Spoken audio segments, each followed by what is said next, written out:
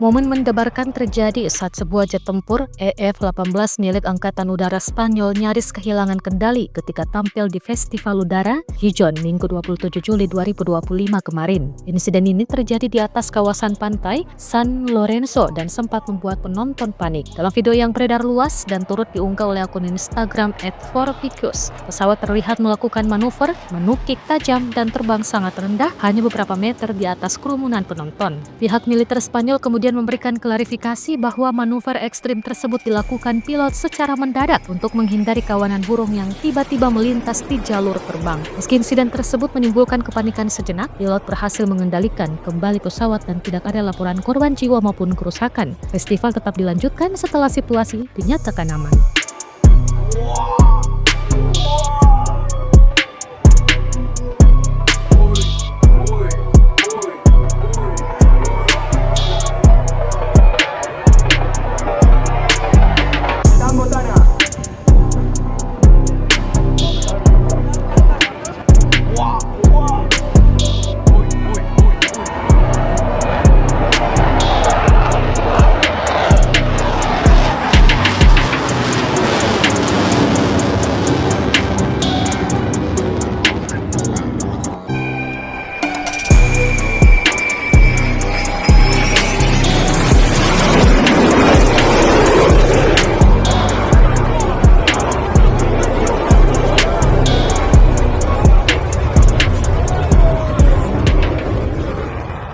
Download Tribun X sekarang, menghadirkan lokal menjadi Indonesia.